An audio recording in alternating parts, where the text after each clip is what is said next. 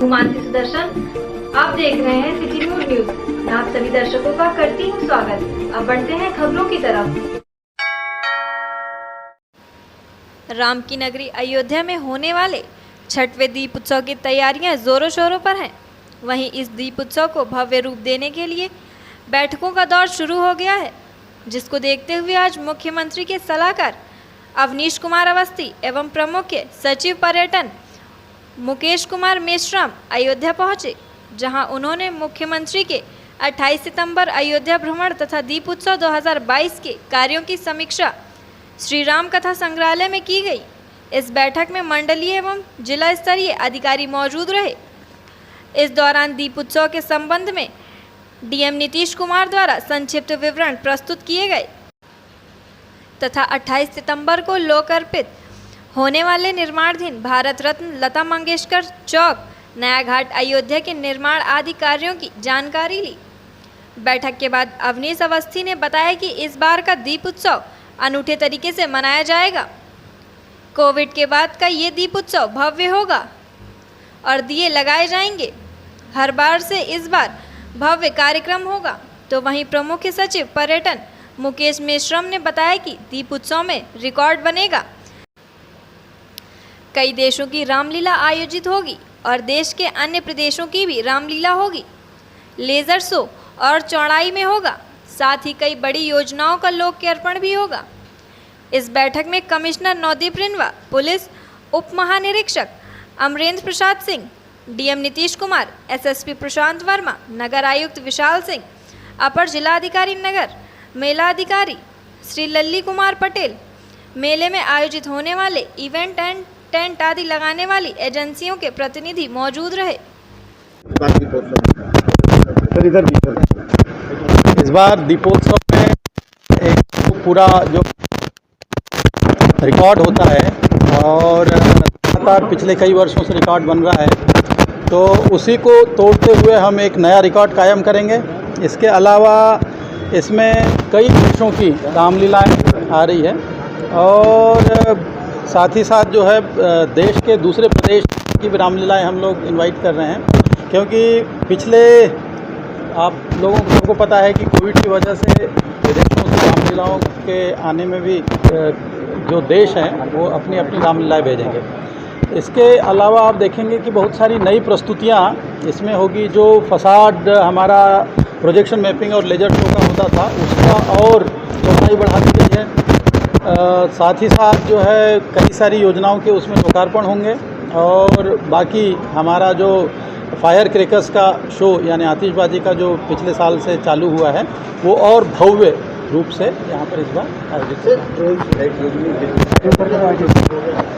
Drone show के लिए हमने तैयारियां कर ली है।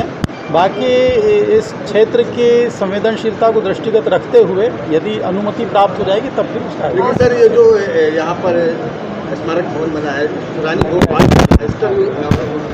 ट्विन हो मेमोरियल का भी जो है लोकार्पण किए जाने का प्रस्ताव है और इसमें चूंकि एक सांस्कृतिक संबंध जो साउथ कोरिया के साथ में भारत के हैं और वह एक बहुत ही प्राचीन और पौराणिक तौर पर चले आ रहे हैं, तो उसको दृष्टिगत रखते हुए, इसकी महत्ता को दृष्टिगत रखते हुए वहाँ से भी उनके राजनयिकों को और साथ ही साथ जो है उनके जो मुखिया हैं उनको बुलाने का प्रयास किया है। हाँ, विदेशी मेहमान रहेंगे। विभिन्न देशों के राजदूतों को भी हम आमंत्रित करेंगे। बहुत सारे सांस्कृतिक क्षेत्र के लोग, बहुत सारे साहित्यिक क्षेत्र के लोग और जो भी बड़ी हस्तियां, उन सबको बुलाया जाएगा। झांकियाँ इस बार भी करनी है क्योंकि अयोध्या में राम मंदिर का निर्माण हो रहा है।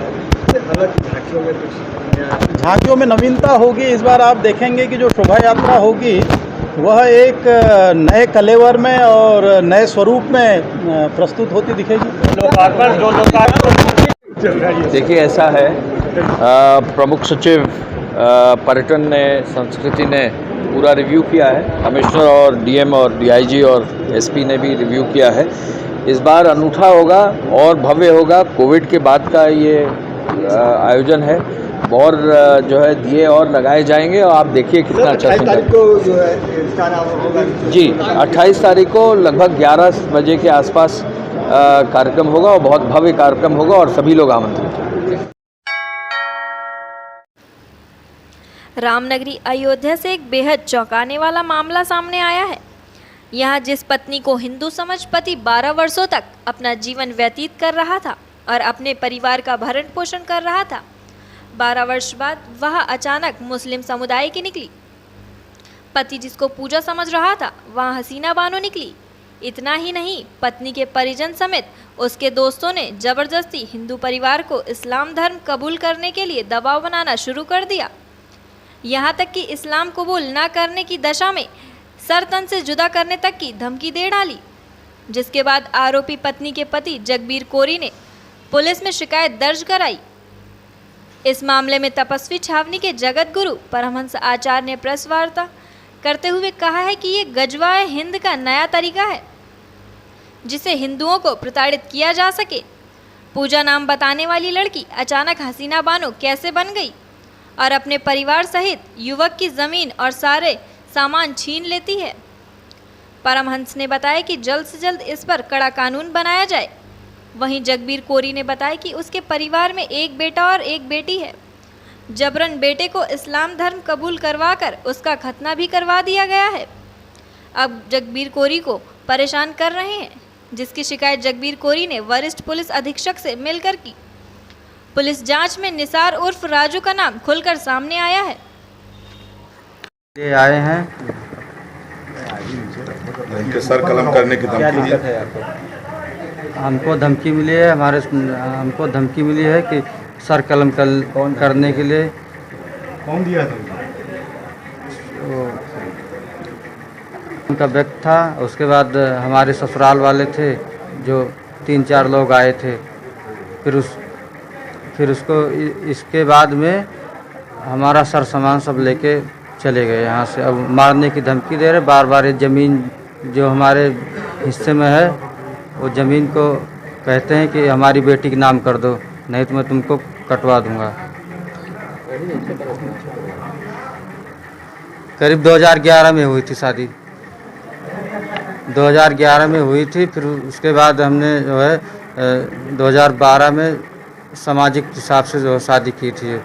फिर दोबारा से कोर्ट मैरिज हुआ था 2011 में, करीब चौथे महीने में। पत्नी आपकी पहले नाम बताए थे अपना, पूजा नाम बताई थी। अब हसीना बानो नाम उसका पता चला कैसे कि प्रतापगढ़ के रहने वाली थी। हिंदू पता था? ये हिंदू पता था सर। हमको बिल्कुल हिंदू के तरीके से रहती थी हमारे साथ में। ये 2020 के बाद उसने अचानक जो है उसका बदलाव हुआ जो है। कितने बच्चे हैं? 2 बच्चे हैं। पहला बच्चा लड़का है, वो 10 साल का है इसमें, और दूसरा बच्चा लड़की है, वो 8 साल की है। लड़के खतना भी हो गया है? जी, लड़के को खतना भी करवा दिए हैं। 4-5 महीना बाद पता चला हमको जो है, तो हम उस पर बहुत गुस्सा। आपके साथ नहीं रहती क्या वो? नहीं, अब इस समय नहीं है, लेकिन जब खतना हुआ तब आपके साथ थी वो? नहीं, वो अपने मायके गई थी, वहीं सब जो करवाया जो है। फिर उसके बाद हमको आज जब वो मायके से वापस आए घर, तो हमने जो है 3-4 महीने बाद हमको पता चला ये बात। तो हम कभी वहाँ गए नहीं जो है। कई बार हमारा वहाँ से बुलावा आया, लेकिन हम नहीं गए वहाँ पर। जो हमारे रिश्तेदार जो जीजा थे, उन्हीं के साथ में वो गई थी। फिर उन्हीं सब करवाए थे जीजा जी हमारे जो। अब जीजा क्या कह रहे हैं? अब जीजा कह रहे हम तो भाई शादी करवा के बगल हो गए, हमारा क्या है। 2-4 साल का बात होता तो बात अलग होती। ये 10-12 साल बीत गया भाई। अब अपना लड़ो जो देख लीजिए कैसा होगा। क्या चाहते हैं? हम यही चाहते हैं सर कि हमारा जो है जो इससे मिला इनको। बहुत गंभीर मामला सामने आया है। अयोध्या में एक हलकारा का पुरवा है, वहाँ हमारे एक दलित हैं जगबीर ने जो है शादी किया, तो जो लड़की थी वो पूजा अपने को बताती थी और इनके बच्चे भी हो गए। बाद में उसने जो है तो बच्चों का खतना करा दिया और उसके परिवार के लोग आ गए, इनको मारे पीटे, इनका धन लूट के ले गए और इनका सर कलम करने की बराबर धमकी दे रहे हैं। पता लगा कि जो पूजा बताने वाली लड़की थी वह पूजा नहीं, वो हसीना बानो थी और ये गजवा-ए हिंद का एक नया तरीका, एक नया जिहाद, हिंदुओं को नस्त नाबूद करने का एक नया तरीका जो है तो खोजा गया है। इसलिए अभी तक तो लोग सुनते थे कि खाने पीने की चीजों में ये लोग जो है तो थूक देते थे, गंदगी डाल देते थे बेधर्म करने के लिए। अभी तक जमीन जिहाद, लव जिहाद और फिल्म जिहाद, तमाम तरह का चिकित्सा जिहाद, लेकिन एक ये नए तरह का जिहाद सामने आ गया है गजवा हिंद के लिए। इसलिए मैं शासन प्रशासन से मांग करता हूं, केंद्र सरकार और स्टेट गवर्नमेंट से, कि इस तरह की जो घटनाएं हैं इन पर जो है इनकी पुनरावृत्ति ना हो, इन पर रोक लगे और ऐसा कानून बनाया जाए कि जो लोग लव जिहाद कर रहे हैं और सामूहिक बलात्कार करके और बच्चियों की हत्या कर रहे हैं, उनको 24 घंटे के अंदर सुनवाई करके चौराहे पर फांसी दी जाए, ताकि लोगों में भय हो। अब अगर कोई गरीब घर की बेटी है तो कोर्ट कचहरी का चक्कर काटते काटते माता पिता थक जाते हैं, वो शांत होकर बैठ जाते हैं, उस बेटी को इंसाफ मिलने में बरसों लग जाता है। इसलिए देश की रक्षा के लिए, संस्कृति की रक्षा के लिए, संविधान की रक्षा के लिए और महिलाओं के सम्मान की रक्षा के लिए आवश्यक है कि अब सख्त से सख्त ऐसा कानून बनाया जाए जिससे पूर्ण रूप से धर्मांतरण पर रोक हो, जिहाद पर रोक हो, और जिनके पूर्वज हिंदू थे उनको घर वापसी करने के लिए सरकार छूट दे और उनकी सुरक्षा की जिम्मेवारी ले, उनके रोजगार की जिम्मेवारी ले। और मैं गारंटी लेता हूं कि जितने भी ईसाई और मुस्लिम हैं, एक भी कोई ऐसा नहीं बता सकता है कि जिसके पूर्वज कभी भी हिंदू न रहे हो और उनको हिंदू बनाया गया हो। लेकिन 100% मैं बता सकता हूं, भारत में जितने ईसाई और मुस्लिम हैं सब कन्वर्टेड हैं, सब हिंदुओं से जो है किसी तरह से ये षड्यंत्र करके, ये लोग लोभ लालच दे करके या डरा करके, धमका करके हिंदुओं को कहीं ईसाई बनाया जा रहा है, कहीं मुसलमान बनाया जा रहा है, कहीं बहन बेटियों की हत्या की जा रही है और कहीं सर काटने की धमकी दी जा रही है। ये लगातार जो घटनाएं घट रही हैं, हम संविधान रामनगरी में बने मुख्यमंत्री योगी आदित्यनाथ के मंदिर में हवन आरती और पूजा पाठ की खबर हमने आपको दिखाई थी। अब इस मंदिर में भक्तों का जाना भी शुरू हो गया है। श्री योगी मंदिर में उत्तर प्रदेश के नवनिर्माण सेना के राष्ट्रीय अध्यक्ष अमित जानी मंदिर पहुंचे, जहां उन्होंने योगी आदित्यनाथ की मूर्ति की पूजा अर्चना की, बल्कि 1.25 लाख किलो की चांदी का छतर भी चढ़ाया। इस दौरान अमित जानी ने कहा कि अयोध्या प्रभु श्री राम की नगरी है। श्री राम भी मानव रूप में जन कल्याण हेतु धरती पे आए थे। वे पुरुष में उत्तम थे, इसलिए उनको पुरुषोत्तम कहा गया है। योगी आदित्यनाथ भी नेताओं और राजपुरुषों में उत्तम हैं। हम गुरु के रूप में गोरखनाथ, बालकनाथ, संत कबीर, संत रैदास को आदर्श मानते हैं। बुद्ध भी क्षत्रिय राजकुमार थे। जन कल्याण में जीवन लगा देने के बाद भी वे भगवान कहलाए। कोई व्यक्ति यदि योगी जी जैसे संत को मंदिर में स्थापित कर रहा है तो इसमें कुछ भी धर्म के विरोध नहीं है। योगी जी क्षत्रिय हैं। धनुष बाण क्षत्रियों का आभूषण है। धनुष यदि योगी जी के हाथ में नहीं होगा तो क्या आजम खां, मुख्तार अंसारी जैसे दानवों के हाथ में होगा। अमित जानी ने इस मौके पर सपा के मुखिया पर तंज कसते हुए कहा कि योगी जी के मंदिर का निर्माण हो गया है तो अखिलेश क्यों चिढ़ गए। उनके भी बहुत समर्थक हैं जो उनके नाम से टीपू मदरसा, इस्लामिया या औरंगजेब मदरसा बना सकते हैं। खुद के हाथों में सुदर्शन चक्र के साथ बनाई गई पेंटिंग को देखकर अखिलेश मंत्रमुग्ध होकर खुद को कृष्ण समझने लगते हैं, जबकि एक संत के मंदिर से जल भुन गए हैं। आपको बताते चलें कि उत्तर प्रदेश नवनिर्माण सेना लखनऊ में योगी की होर्डिंग लगाकर पहले भी योगी का समर्थन कर चुकी है। बता दें कि उत्तराखंड की काशीपुरी विधानसभा सीट से इस बार बसपा के टिकट पे चुनाव लड़े गनगन कंबोज भी योगी मंदिर पहुंचे, जहां उन्होंने आरती पूजा करके योगी के प्रति अपने भाव प्रकट किए। गनगन कंबोज ने बातचीत में बताया कि कोई भी दल में हो, बाबा सबके लिए संत पहले हैं और नेता बाद में। योगी जी के मंदिर की खबर सुनते ही मैं रात भर चलकर उत्तराखंड से यहाँ आया हूँ। योगी जी का मंदिर बन गया है। ये भारतीय सनातन संस्कृति के उस कार्य को बढ़ावा दिया गया है जिसमें आदिकाल से संतों की पूजा होती है। प्रभाकर मौर्य जी ने भगवान श्री राम की नगरी में अयोध्या में जो इतना खूबसूरत इतना सुंदर मंदिर बनाया है, परम पूजनीय प्रातः स्मरणीय साय वंदनीय योगी आदित्यनाथ जी महाराज का, जैसे ही इसकी खबर हमें लगी तो हम प्रभाकर जी को साधुवाद देने के लिए और अपने पूज्य महाराज योगी आदित्यनाथ जी महाराज की मूर्ति पे 1.25 किलो चांदी का छतर चढ़ाने के लिए आज यहाँ मंदिर में उपस्थित हैं। इस देश में साधु संतों को सदैव पूजा गया, ये साधु संतों का ही देश है। यहाँ महर्षि अगस्त, महर्षि विश्वामित्र, महर्षि द्रोणाचार्य, महर्षि वाल्मीकि, महर्षि रैदास, संत कबीर, सब लोगों की उपासना होती है, चूंकि वो संत हैं। संत के तौर पे योगी आदित्यनाथ जी उत्तर प्रदेश में जो कर रहे हैं, दानवी शक्तियों का जिस प्रकार संहार कर रहे हैं, असुरी शक्तियों का जिस प्रकार से दमन कर रहे हैं, तो योगी जी ने वही कार्य किया है जो एक सन्यासी को करना चाहिए। और चूंकि इस देश में हमेशा साधु संतों को पूजा गया है, योगी आदित्यनाथ जी का जो मंदिर बना है उसके लिए प्रभाकर जी को बहुत साधुवाद है। और जो टिप्पणी कर रहे हैं, जैसे मैं देख रहा था सपा मुखिया अखिलेश यादव जी की टिप्पणी आई है, तंज कर रहे हैं, ये एक्चुअली क्या है, झुंझलाहट है, ये एहसास कमतरी है, ये इन्फिनिटी कॉम्प्लेक्स है कि हमारा तो नहीं बना, आप योगी जी का बन गया। योगी जी का इसलिए बना चूंकि साधु हैं, संत हैं, पीठाधीश्वर हैं, महंत हैं, सन्यासी हैं, बटोरा नहीं उन्होंने आपकी तरह कि राम गोपाल को भी अरबपति बना दिया, अपने कुंभ में जितने लोग थे सबको पैसा कमा दिया, एक परिवार में एक आदमी मुख्यमंत्री बन गया तो सारा परिवार धनाढ़ हो गया, लूट खाया पूरे उत्तर प्रदेश को। उन्होंने बांटा, उत्तर प्रदेश के लोगों को बांटा। जो बांटता है वो संत होता है और जो बटोरता है वो दानव होता है। तो दानवों के मंदिर नहीं बनते, इसलिए आप झुंझलाहट के शिकार मत होइए। योगी जी संत हैं, संतों के ही मंदिर बनते हैं। इसलिए हम लोगों ने आज यहाँ छतर चढ़ाया है और अखिलेश जी को हम कहना चाहते हैं कि आपके भी कार्यकर्ता हैं, अगर आप चाहें तो अपने किसी कार्यकर्ता से टीपू मदरसा इस्लामिया बनवा लें, अखिलेशुद्दीन मदरसा बनवा लें, आप भी चाहें तो औरंगजेब मदरसा बनवा लें। झुंझलाने की क्या जरूरत है?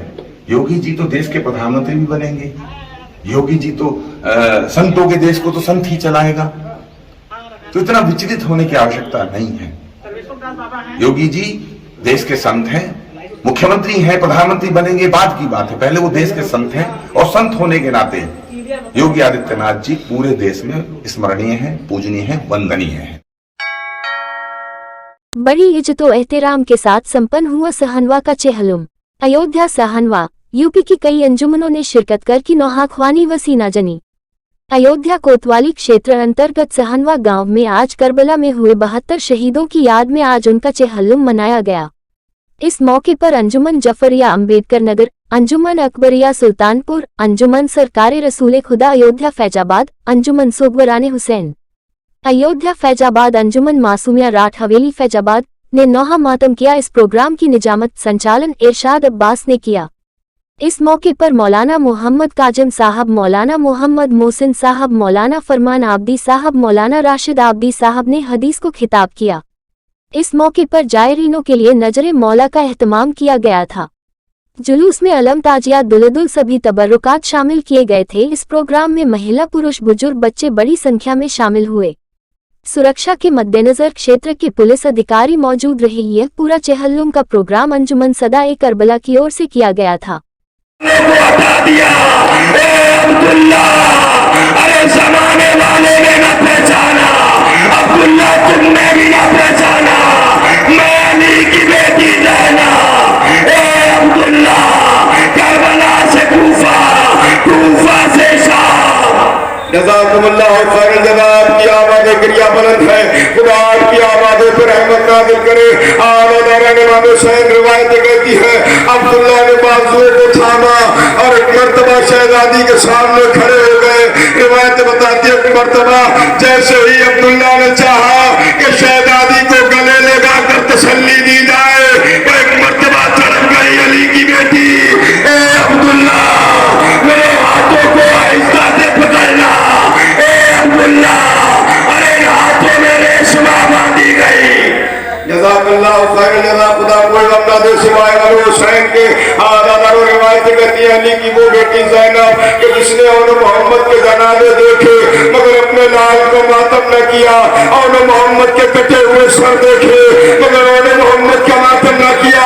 हमेशा करबला से कूफा, कूफा से शाम तक अली की बेटी हुसैन पे रोटी चली आई, मगर रिवायतें कहती है कि जैसे ही हुजरे में दाखिल हुई वो एक मर्तबा दो छोटे छोटे मुसल्ले पे नजर गई, अली की बेटी डर गई। अब बर्दाश्त न हुआ, करबला करो किया, ए मेरे लाल मोहम्मद ज़ैनब को माफ कर देना, लिपट गई मुसल्ले से ज़ैनब। ए आलो मोहम्मद, मैंने हमेशा हुसैन का मातम किया, ए मेरे लाल मैं तुम पर रो न पाई। वसयअलमुल्लज़ीना ज़लमू यमुनक़लिबू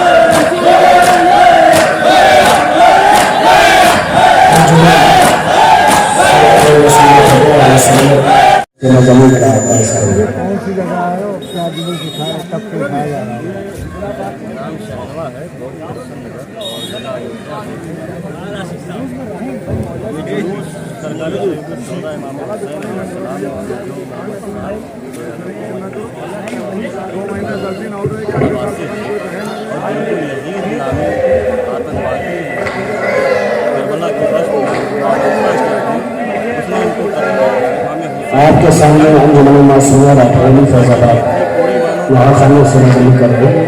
इसके बाद अंजुमन सरकारी रसूल पता वहाँ खाने से नजर कर दो। के खिलाफ इमाम हुसैन अलैहिस्सलाम ने सिखाया कि देखो जुल्म कभी मत सहो, चाहे सामने जालिम और जाबिर बादशाही क्यों ना हो, जुल्म के खिलाफ आवाज़ उठाओ, चाहे तुम्हारा कुंबा मिट जाए लेकिन जुल्म को मत सहो।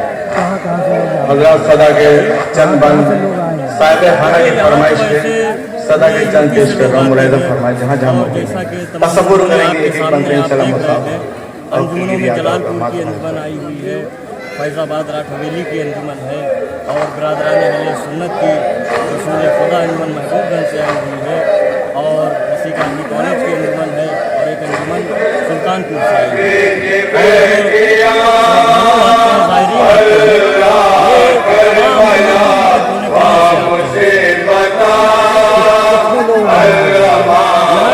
हज़ारों का मजमा होता है, लेकिन मौसम आप देख रहे हैं कि कहीं बरसात का असर इस भीड़ पे दिखाई दे रहा है, वरना इस प्रोग्राम में हज़ारों का मजमा होता है। जुलूस कौन लोग उठाते हैं? जुलूस अंजुमन शहीदान करबला के तत्वाधान में होता है, ज़ेर निगरानी होता है और इसमें तमाम लोग शामिल होते हैं और तमाम मज़हब व मिल्लत का जो भी इस गांव में है, हर मज़हब हर संप्रदाय